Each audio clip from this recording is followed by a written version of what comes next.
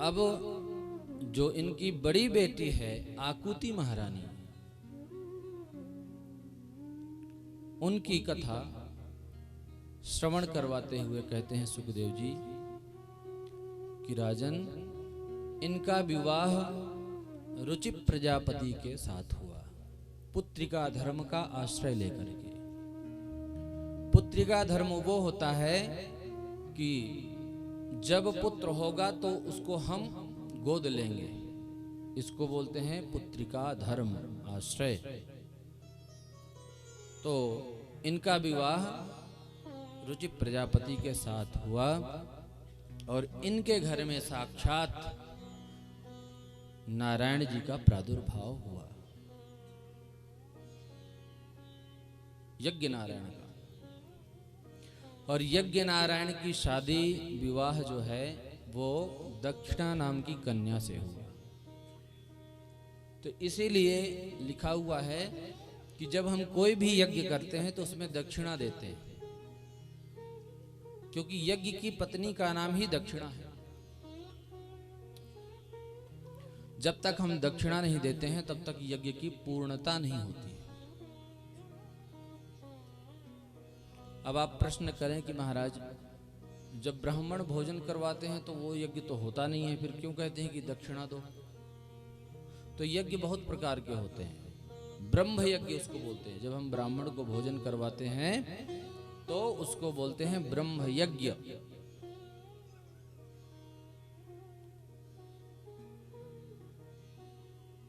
इनकी मनु महाराज की जो सबसे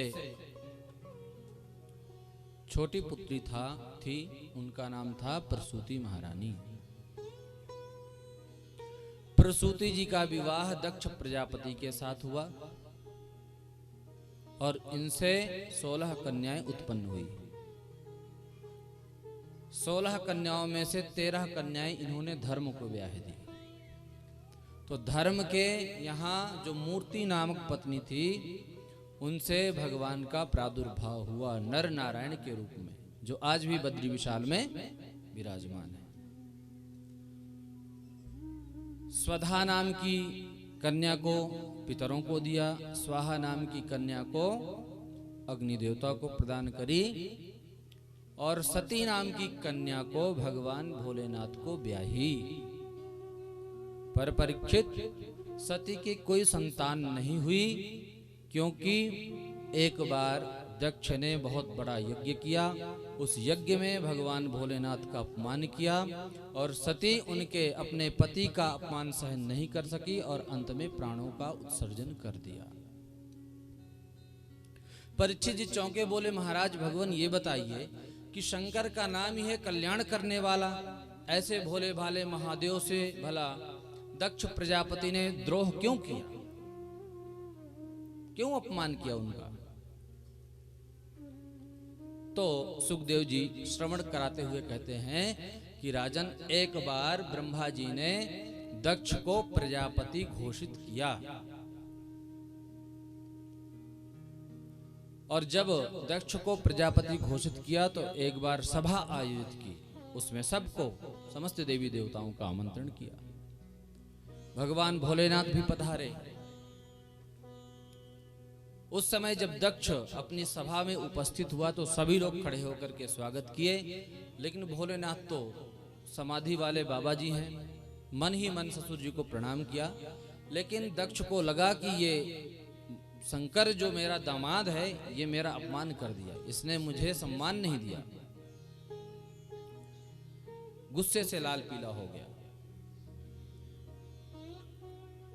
जो देह को महत्व देते हैं वो किसी भी व्यक्ति की भावनाओं की कद्र नहीं करते हैं कभी भी। उनको तो दिखावा चाहिए, पाखंड, और वही कलयुग में फलीभूत है। जो जितना कलयुग में पाखंड कर ले जाए, छल कपट कर ले जाए, झूठ बोले, वही सबसे बढ़िया आदमी है। और जो सत्य के साथ है, किसी भी बात को आपके मुंह में कहने की क्षमता रखता है, वो सबसे बुरा होता है। समाज की ये विडंबना है और हम लोग समझ नहीं पाते हैं इसको। जो जितना झूठ बोले वो उतना ही अच्छा आदमी है। तो यहां पर दक्ष ने अपना अपमान महसूस किया कि इस शंकर ने मेरा अपमान किया है। आते ही सबसे पहले ही गद्दी संभाली। जो सभा के अध्यक्ष होते हैं उनका जो है भाषण सबसे बाद में होता है। जो वहाँ मुख्य अतिथि के रूप में आए हुए लोग होते हैं या अन्य सदस्य होते हैं वो सभी लोग बोलते हैं, लेकिन यहाँ पर उल्टा हो गया। क्या? सबसे पहले ही बोलना, भाषण देना शुरू कर दिया दक्ष ने। क्या देता है भाषण? श्रूयताम ब्रह्मर्षयो में सह देवा सहाग्नयः। आते ही बोलना शुरू कर दिए, श्रूयताम में ब्रह्मर्षयो। सभी लोग ध्यान से सुनो। सबने सोचा भाई अध्यक्ष जी का जो भाषण होता है वो तो सबसे बाद में होता है और ये आते ही बरस पड़े। तो दक्ष कहता है कि सभ्य सभा में यदि कोई असभ्य व्यक्ति आकर के बैठ जाए तो सभा की शोभा खराब हो जाती है। अब सबने एक दूसरे का मुख देखना प्रारंभ किया कि भाई ऐसा कौन ऐसा व्यक्ति है यहाँ पर जिसके लिए इशारा है। एक दूसरे को देखने लग गए। तब तक दक्ष कहता है कि तुमको दिखाई नहीं देता है क्या? ये शंकर तुमको दिख नहीं रहा है क्या? भूत प्रेतों का स्वामी, स्मशान में रहने वाला, इसको पता ही नहीं क्या शिष्टाचार होता है, सभा में कैसे जाया जाता है। गाली देना प्रारंभ कर दिया। सब लोग देखने लगे कि भाई ऐसा क्या हो गया, क्योंकि शंकर जी तो ससुर का सम्मान रखते हुए मन ही मन उनको प्रणाम किया। प्रणाम भी बहुत प्रकार के होते हैं, पर जिस व्यक्ति को नेता लोग क्या करते हैं, नेता जब आएंगे तो ये नहीं देखेंगे कि अगला व्यक्ति कितनी व्यवस्थाएं किया हुआ है, क्या क्या स्वागत की तैयारियां की हुई, वो ये देखेंगे कि हमको कौन प्रणाम कर रहा है, हमको कौन माला पहना रहा है। उनकी नजर इसमें रहेगी। तो यही यहां दक्ष ने आज किया। गाली देते हुए कहता है, अयम तु लोकपालानाम यशोघ्नो निरपत्रका। ये तो लोकपालों के कीर्ति को धूमिल करने वाला है ये शंकर। निरपत्रपा, निर्गता त्रपा, निर्लज्ज। निर्लज्ज व्यक्ति को बोलते हैं निरपत्रपः। ये निर्लज्ज है, ये नंगा रहता है, ये भूत प्रेतों के साथ में रहता है, ये श्मशान में रहता है।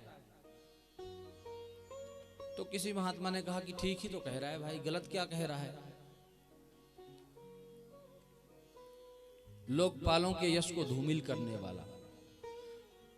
अब मान लो कोई सभा है, उस सभा में मुख्यमंत्री जी आपके पधारे हैं, उनका बड़ा स्वागत हो रहा है, और कहीं बिना बताए यदि आप प्रधानमंत्री जी उस सभा में आ जाए तो मुख्यमंत्री का स्वागत छोड़ करके लोग प्रधानमंत्री के पीछे भागेंगे कि नहीं भागेंगे?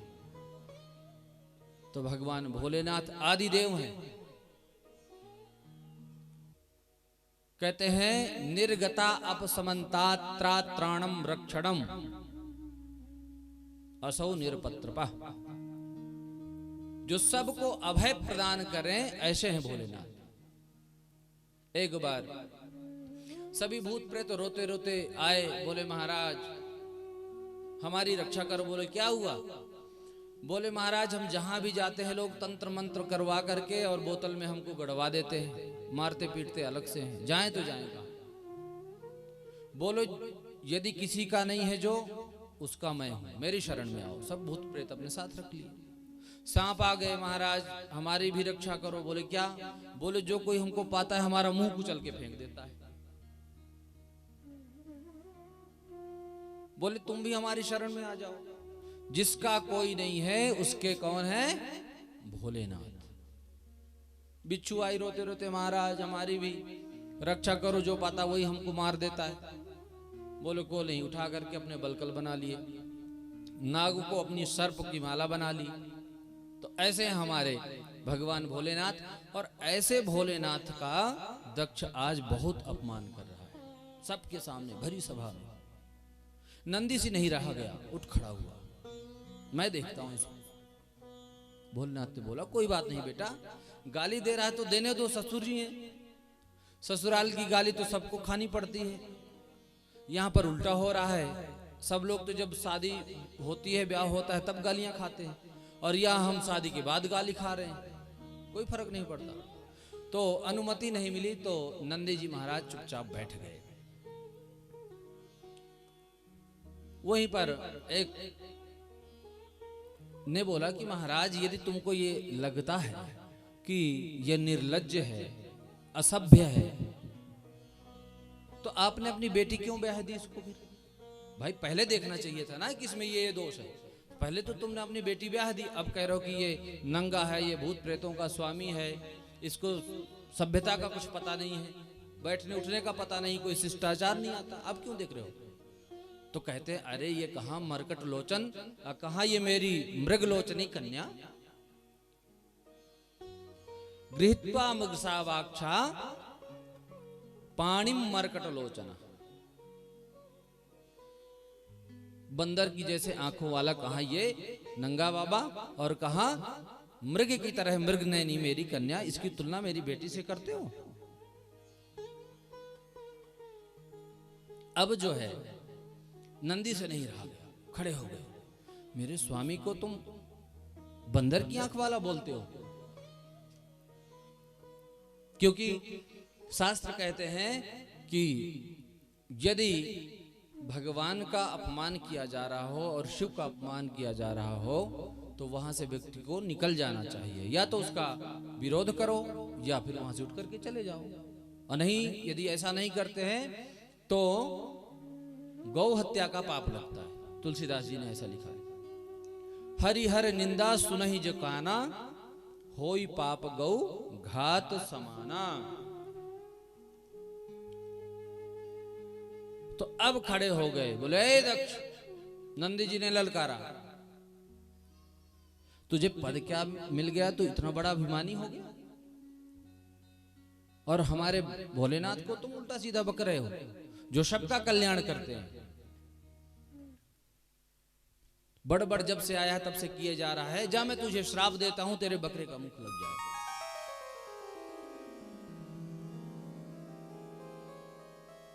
जो ही बोले कि बकरे का मुख लग जाए, सोई वहां पर भृगु ऋषि थे, वो खड़े हो गए, बोले नंदी तू क्यों ये सास ससुर और दामाद के बीच में, तू क्यों बीच में पड़ रहा है? भाई इन दोनों का आपस में इनका चलने दो, और तू बीच में आ रहा है, जा मैं भी श्राप देता हूं, तू पाखंडी हो जाए। नंदी फिर उठ गए, खड़े हो गए और बोले जाओ मैं भी श्राप देता हूं कि तुम्हारे जैसे ब्राह्मण पाखंडी हो जाएं, सर्वभक्षा दुजातया, सर्वभक्षी हो जाए। शंकर जी ने सोचा कि भाई ये बड़ा गड़बड़ हो रहा है, यहाँ तो सभा आयोजित की गई थी और ये तो एक दूसरे को श्राप दे रहे हैं, ये श्राप समारोह हो गया। बोले ठीक नहीं है, अपने गणों को समझाया भोलेनाथ ने, और वहां से बोले कि चलो चलते हैं। वहां से चुपचाप उनको लेकर के निकल गए।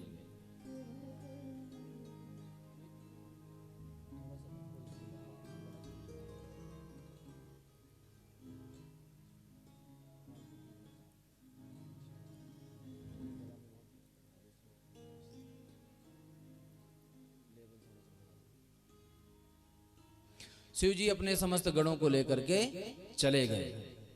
अब इधर दक्ष बड़बड़ाता रहा। दक्ष मन में ये बैठ गया कि मैं बदला जरूर लूंगा। बदला लेने के लिए इसने बहुत बड़े यज्ञ का आयोजन किया और सबको बुलाया, सबको आमंत्रण पत्र भेजा, लेकिन भगवान शिव जी को कोई निमंत्रण पत्र नहीं दिया। और जिस यज्ञ में देवी देवताओं का अपमान किया जाए, ऐसा यज्ञ कभी सफल नहीं होता। भगवान भोलेनाथ तो मस्ती में रहते हैं, उनको कोई फर्क नहीं पड़ रहा है कौन गाली दे रहा है, कौन पूजन कर रहा है। और ये बात उन्होंने कभी भी सती को नहीं बताया कि तुम्हारे पिता ने भरी सभा में ऐसा अपमान हुआ। इधर यज्ञ का आयोजन हुआ और समस्त देवी देवता अपने विमान लेकर के आकाश मार्ग से उड़ते हुए जा रहे हैं। सभी देवता जानते हैं कि जो ये यज्ञ किया जा रहा है ये भगवान शिव को अपमानित करने के लिए किया जा रहा है। तो अपने अपने जो जहाज थे वो सब कैलाश पर्वत से ही उड़ा के ले जा रहे हैं। भगवती सती भगवान शिव के चरण दबा रही थी और जो विमानों को देखा कि भाई कोई कुंभ का मेला तो है नहीं, कोई ऐसा समारोह भी नहीं है, इतने विमान कहां जा रहे हैं। और देवता लोग ये उनको नीचा दिखाने के लिए कर रहे हैं। भगवान शिव सब कुछ जानते हैं लेकिन बोलते नहीं है। हमारे समाज में भी यही होता है कि दो लोग लड़ रहे हो तो तीसरा खूब मजा लेता है और खूब लड़ाता भी है। इधर जाएगा तो उसकी कानाफूसी करके आ जाएगा, उधर जाएगा तो उसकी कानाफूसी करके आ जाएगा। लड़ते रहो तुम, अपने आप आनंद लेगा। तो यही काम आज समस्त देवी देवता कर रहे हैं। जानते हैं कि ससुर दामाद का झगड़ा चल रहा है और दक्ष ने शिव जी को आमंत्रण नहीं दिया है और ये बात पार्वती को पता नहीं है, सती को पता नहीं है। तो सारे जहाज वहीं से उड़ाते हुए ले जा रहे हैं। पार्वती जी ने पूछा, महादेव ये विमान आज कहाँ जा रहे हैं? भगवान भोलेनाथ मौन है, कुछ बोल ही नहीं रहे। उधर से जो देवांगनाएं थे उन्होंने बोला, अरे बहन तू यहीं बैठी है, तू नहीं जा रही है? बोले कहाँ? बोले तुमको पता ही नहीं है तुम्हारे पिताजी ने इतना बड़ा यज्ञ किया हुआ है। उनसे कह दिया कि नहीं नहीं बहन, शायद पिताजी भूल गए होंगे आमंत्रण पत्र देना, और कोई बात नहीं, मैं जाती हूँ, मैं तैयार होकर के जाऊंगा, क्योंकि पिताजी के यहाँ से आमंत्रण की आवश्यकता थोड़ी ना है। अब इधर से सती भोलेनाथ से कहने लगी कि भगवान मेरे पिताजी बहुत बड़ा यज्ञ कर रहे हैं, तो क्या आप नहीं जाएंगे? भगवान भोलेनाथ कुछ बोलते नहीं है। तो क्या कहती है सती? कहती है, प्रजापतेस्ते स्वसुरस्य सांप्रतम निर्यापितो यज्ञ महोत्सवः किल। वैसे माताओं की एक आदत होती है, मेरे पिताजी, मेरे मायके वाले, मेरा भाई, पति चाहे आपको कुछ भी ला करके दे दे पर कभी नाम नहीं लेंगे। लेकिन भाई यदि थोड़ी सी 100 रुपए का सूट ला के दे तो पूरे मोहल्ले में गाएगी, मेरे भाई ने दिया है, मेरे पिताजी ने दिया है। लेकिन आज सती ऐसा नहीं कह रही, बिल्कुल भी। क्या कह रही हैं कि आज आपके ससुर जी ने यज्ञ किया है, आपके ससुर जी ने, मेरे पिताजी ने नहीं। क्यों? क्योंकि जानती हैं कि खटपट है, और यदि मैं ये कहूंगी कि मेरे पिताजी, तो और आग बबूले हो जाएंगे। तो आत्मीयता दिखाने के लिए कह रही हैं कि स्वसुरस्य सांप्रतम ते, आपके ससुर जी ने बहुत बड़ा यज्ञ किया है, क्या आप नहीं जाएंगे?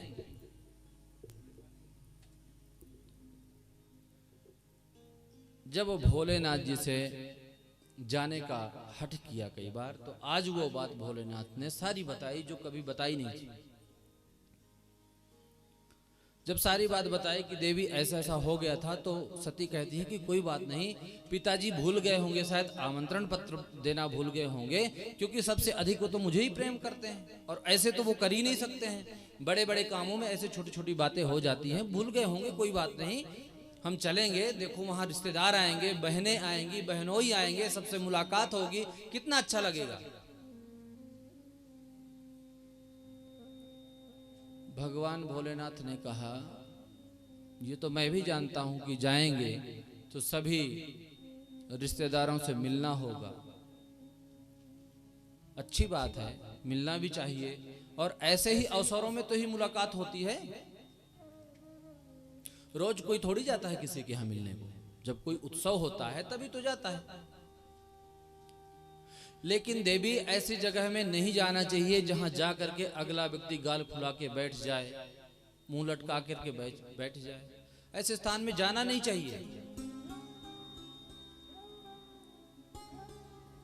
तो सती कहती हैं कि ठीक है भोलेनाथ, यदि आप नहीं जाना चाहते हैं तो कोई बात नहीं, आप मुझे आज्ञा दीजिए, मैं जाऊंगी, पिताजी को मनाऊंगी और पिताजी कान पकड़ करके माफी मांगेंगे और आपको भी मनाने आएंगे।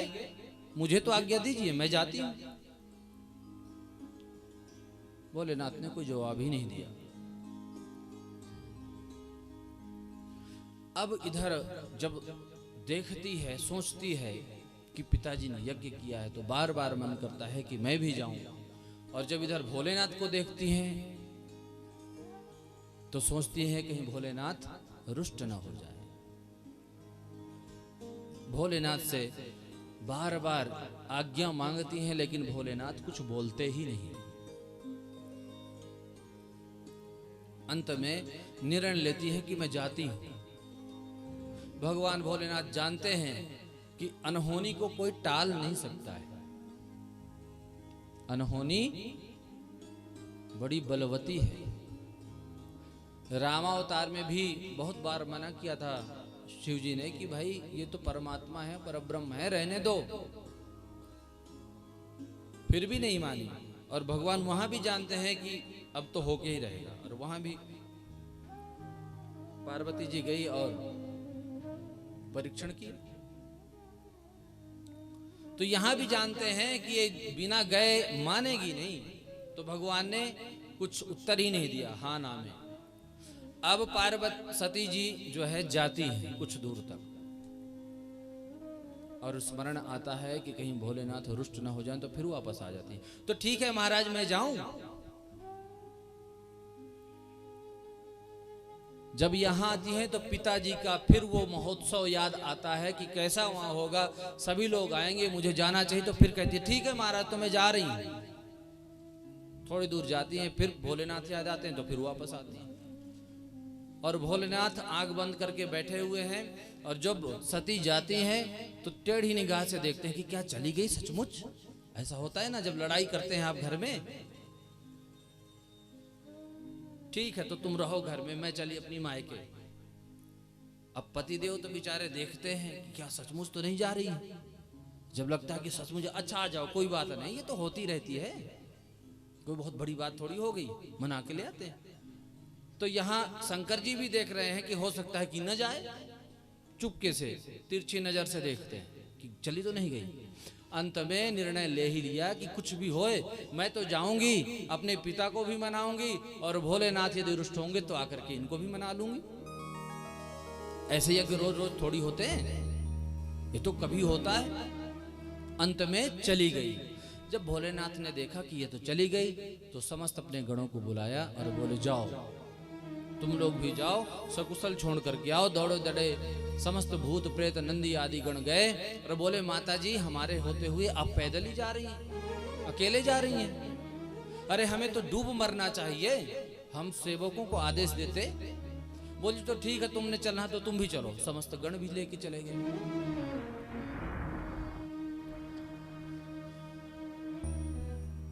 वहां जाते ही सबसे पहले इनकी बहनें मिली।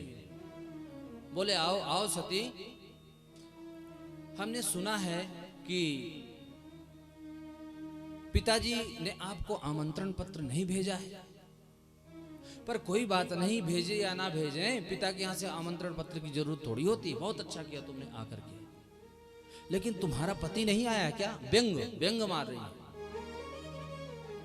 आवत ही हर्षे नहीं नैनन नहीं सने, तुलसी तहां न जाइए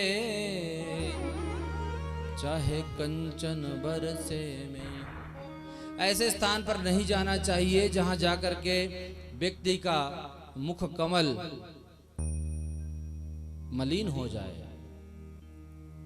और आपको इग्नोर कर दे व्यक्ति। ऐसे स्थान पे नहीं जाना चाहिए। जब ऐसा बहनों का व्यवहार देखा तो बड़ा बुरा लगा। लेकिन बोले कोई बात नहीं, बहनों से क्या लेने देना, पिताजी तो बहुत मानते थे मुझे। पिताजी के पास गई कि लाडली थी ना जो सबसे छोटी बेटी थी। पिताजी ने देखते ही मुंह फेर लिया। अब भगवान भोलेनाथ की सारी बातें इन्हें याद आ रही हैं कि उन्होंने तो मना किया था लेकिन फिर भी मैं नहीं मानी। पिताजी का उपेक्षित व्यवहार जब देखा तो बड़ी ग्लानि हुई कि मैं शायद गलत कर दिया क्या। पर कोई बात नहीं, मैं माताजी से जाकर के मिलूंगी। और मायके में यदि सब कोई विमुख हो जाए आपके, तो माँ होती है ऐसी जो अपनी बेटी को हमेशा याद करती, मुंह से बोलती रहे कुछ, कोई बात नहीं, माँ तो माँ ही होती है। तो सती सीधे माँ के पास जाती है और माँ ने देखते ही गले लगाया, क्योंकि यदि सती के ना आने की पीड़ा थी सबसे ज्यादा तो वो माँ को ही थी।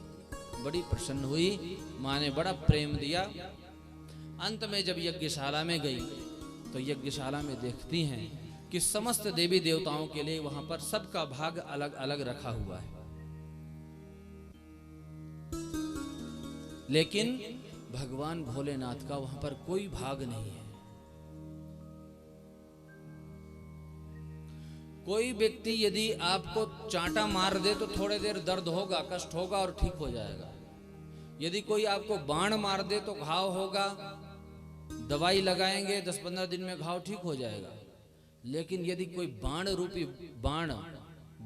बाण कोई चला दे, आपका प्रिय व्यक्ति जिसको आप बहुत चाहते हैं उल्टा सीधा आपको बोल दे, यदि कटु वचन बोल दे, तो सारी जिंदगी आपको वो उतना ही दर्द देंगे जितना बाण लगने से घाव होता है। जब जब याद करेंगे तब तक आपको वो कष्ट पहुंचाता रहेगा, दिवा निशम, दिन रात। जब भी जब सती ने देखा कि महादेव के लिए तो कोई यहां पर भाग रखा ही नहीं है, बड़ा गुस्साया। और जो पतिव्रता स्त्रियां होती हैं वो सब कुछ तो सहन कर लेती हैं, लेकिन पति का अपमान नहीं सहन करती।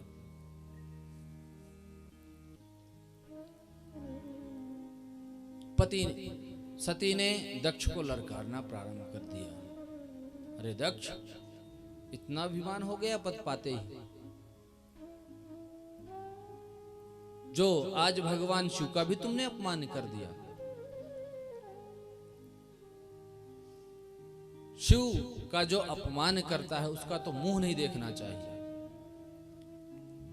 या तो अपने कान में उंगली डाल करके वहां से निकल जाए, या तो उससे तुरंत बदला ले।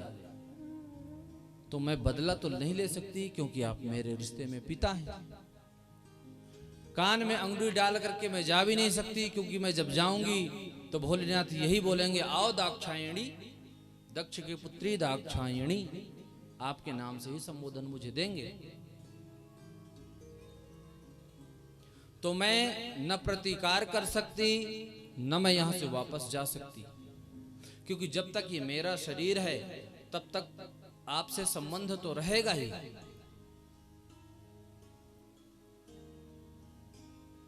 और मैं ये अपमान सहन नहीं कर सकती। तो आपका नाम समाप्त करने के लिए मैं आज अपने शरीर का भी उत्सर्जन कर दूंगी। तुरंत समाधि में बैठ गई और योग समाधि के द्वारा अग्नि प्रज्वलित हुई और वही जल करके सती जी भस्म हो गई। इधर नारद जी ने सारा समाचार भगवान भोलेनाथ को सुनाया। साथ में जो नंदीगण आदि आए थे वो सब टूट पड़े सती के जलते ही। तो वहां जितने जो भृगु ऋषि थे उन्होंने रक्षोहण मंत्र का प्रयोग करके मार पीट करके सब भगा दिए उनको। अब इधर जब नारद जी ने सारा समाचार भगवान शिव को सुनाया, शिव जी को बड़ा क्रोध आया। शिव जी ने अपना एक जटा उखाड़ के पटकी और तुरंत काला एक विकराल पुरुष उससे प्रकट हुआ। हाथ जोड़ करके बोला, किम करोमि। भगवान भोलेनाथ कहते हैं, भो वीर ते भद्रम, हे वीर तुम्हारा कल्याण हो। अद्भुत भयानक रूप है। कराल दष्टो ज्वलदग्निमूर्धजः कपालमाली विविधोद्यतायुधः।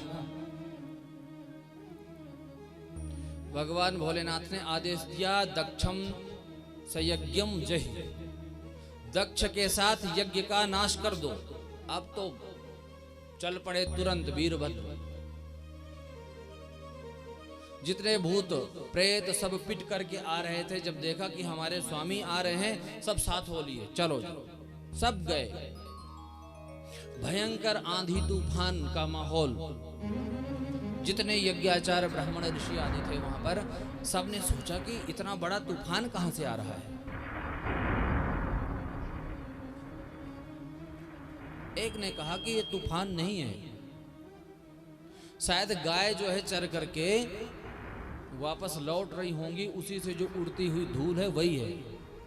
गावो न कल्यंत इदम कुतो रजो, ये गाय के चर के वापस आने का तो समय लग नहीं रहा है। तो किसी ने कहा कि शायद लग रहा है कि प्रलय तो नहीं हो रहा होगा, क्योंकि जब प्रलय होता है तो ऐसे ही हवा चलती है भयंकर। तो कहते हैं नहीं नहीं, लोको धुनाकिम प्रलयाय कल्पते, अभी तो प्रलय का समय नहीं है, ऐसे अनुमान लगा रहे हैं। तब तक पहुंच गए वीरभद्र और समस्त भूत प्रेत। सब ने आदेश दिया वीरभद्र ने कि सबको बंदी बना लो, सबको पकड़ लो। सबको बंदी बना लिए। भृगुम बबंध मणिमान वीरभद्र प्रजापतिम चंडीशाह पूषणम देवम भगम नंदीश्वरो गृहीत। मणिमान ने भृगु ऋषि को बंधन बांध लिया, वीरभद्र ने दक्ष प्रजापति को पकड़ लिया और पूषा को चंडीश ने पकड़ा, सबको पकड़ लिया और खूब पिटाई करी। दक्ष का तो सिर मरोड़ करके उठा करके यज्ञ कुंड में स्वाहा कर दिया। और वीरभद्र ने बोला अब बताओ कौन कौन तुमको ये पिटाई कर रहे थे। तुरंत नंदीश्वर खड़ा हो गया और बोले कि महाराज ये जो भृगु देवता है ना, ये हमको रक्षोहण मंत्र करके भगा दिए। तुरंत दाढ़ी पकड़ के वीरभद्र ने उनकी नोच दिया। दूसरे ने बोला महाराज जब हम पिट रहे थे तो ये पूषा है ना, ये बहुत हंस रहे थे, एक मुक्का मारा वीरभद्र ने और सारी बत्ती सी बाहर निकाल दी उनकी, सबको दंड दे दिया। भूत प्रेत थे वो जितने कुन्नों में दूध दही रखा था, सब कूद के हर हर गंगे करके स्नान करने लगे। भंडारे सब चौपट कर दिए, सब यज्ञ की बलियां उखाड़ उखाड़ करके यज्ञ कुंड में सब झोंक दिया, सब स्वाहा कर दिया। अपने प्राण बचा करके जो देवी देवता थे सब भागे और सब ब्रह्मा जी के पास गए, प्रार्थना किए कि महाराज अब आप ही बचा सकते हैं हमें।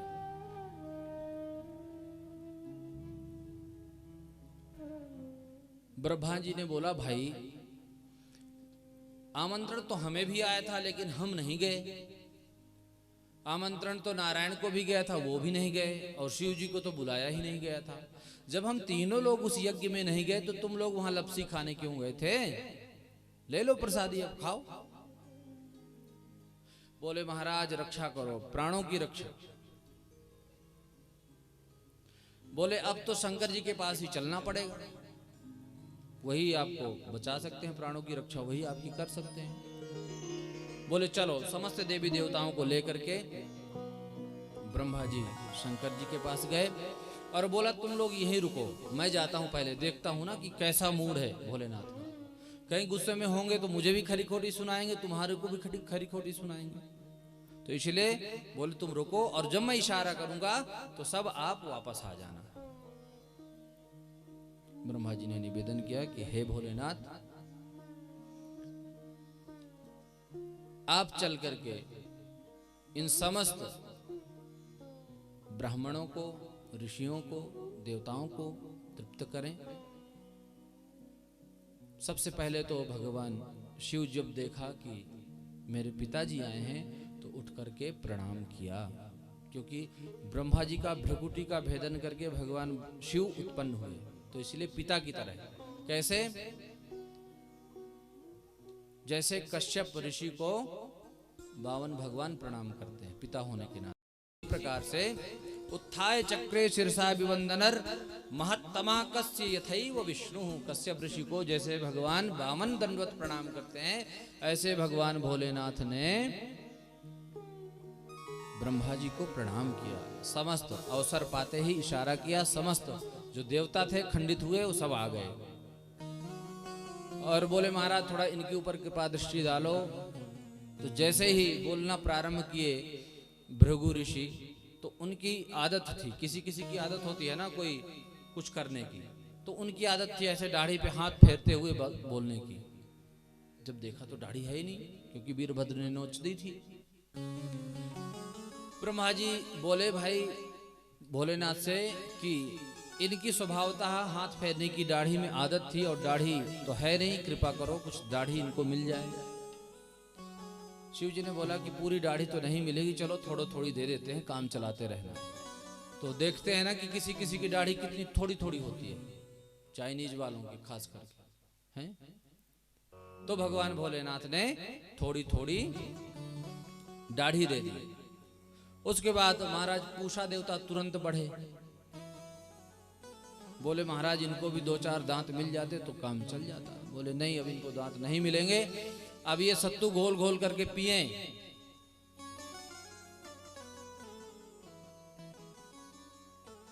आगे गए तो भग देवता ने निवेदन किया कि प्रभु मेरी आंखें फोड़ दी गई हैं, मुझे आंखें मिल जाएं। बोले तुमको आंखें नहीं मिलेंगी, तुम अपने मित्र की आंखों से देख सकोगे, ऐसे ही सबको। भोलेनाथ ने दिया। अंत में ब्रह्मा जी ने प्रार्थना की कि प्रभु चलो आप और उस यज्ञ को पूर्ण करो। शिव जी बोले भाई जब हमारा कोई भाग ही नहीं है तो हम क्यों जाएं? तब सभी जो ब्राह्मण लोग थे एक स्वर में उन्होंने कहा, एसते रुद्र भागोस्तु यदुच्छिष्टोध्वरस्य वै यज्ञस्ते रुद्र भागेन कल्पता मध्य यज्ञहन। बोले महाराज आज के बाद जितने भी यज्ञ होंगे उसमें जो सामग्री बचेगी वो आपका भाग माना जाएगा। एक बात ध्यान रखना, जब भी आप कोई पूजा पाठ घर में करवाते हैं और करवाने के बाद जो सामग्री बचती है उसको अपने घर में नहीं रखना कभी भी। हम क्या करते हैं, धूप बच गई तो कहेंगे हमारे मंदिर में काम आ जाएगी, ऐसा करते हैं ना? बताओ क्या करते हैं? धूप हमारे मंदिर में काम आ जाएगी, लौंग इलायची हमारे रसोई में काम आ जाएगी, रोली मोली जब अगली बार पूजा करवाएंगे उसमें काम आ जाएगी, और ऐसा करके हम रख लेते हैं। पर आप लोग सब गलत करते हैं। ये प्रमाण है श्लोक कि यज्ञ की अवशिष्ट सामग्री भगवान भोलेनाथ की होती है और उसका अधिकारी जो यज्ञ करवाने वाला आचार्य है वो होता है। यहां तक लिखा हुआ है कि जो यज्ञ पांडाल बनता है उसमें जो लकड़ी प्रयोग होती है वो भी आचार्य की होती है। धूप अगरबत्ती की तो छोड़ दो, अगरबत्ती की तो हम बात ही नहीं कर रहे।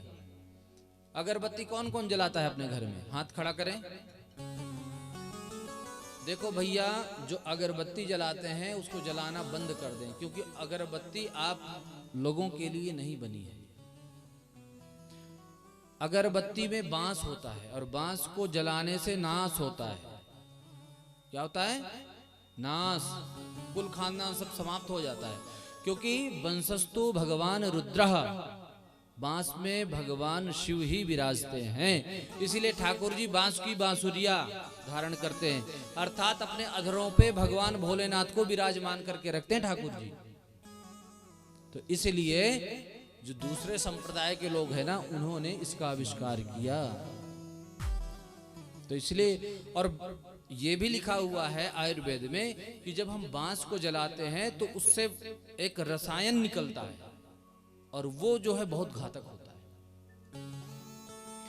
कोई भी चीज है ना, ये वैज्ञानिक तरीके से, आध्यात्मिक तरीके से जो निषेध है वही शास्त्र में कहा गया है।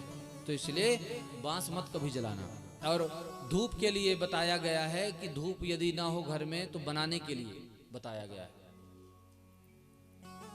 उसमें आप गुग्गल ले लो, देसी घी ले लो, गुड़ ले लो, कपूर ले लो और इनको मिक्स करके आप धूप बनाएं और उसको जलाएं। तो बोले भोलेनाथ की भाई हमारा यज्ञ में कोई भाग ही नहीं, तो हम क्यों जाए? बोले महाराज आपका भाग है, आज से ये आपको भाग दिया जाएगा, चल के आप जो है यज्ञ पूर्ण करिए। भोलेनाथ आए और बोले जजमान को बुलाओ। क्योंकि यज्ञ तो तब पूर्ण होगा जजमान होगा, जजमान तो है ही नहीं। जजमान का सिर स्वाहा कर दिया गया, धड़ पड़ा हुआ है। बोले जिसका भी शीश मिलता है ले आओ, तो गए तो बकरे का शीश ले आए उठा करके, और भगवान भोलेनाथ ने धड़ में बकरे का शीश जोड़ दिया। अब जो कुछ भी बोलते हैं बकरे की आवाज में मैं कर रहे हैं, भगवान भोलेनाथ को हंसी आ रही है। तो आज भी जो भगवान शिव के भक्त होते क्या बोलते हैं, बम बम बम।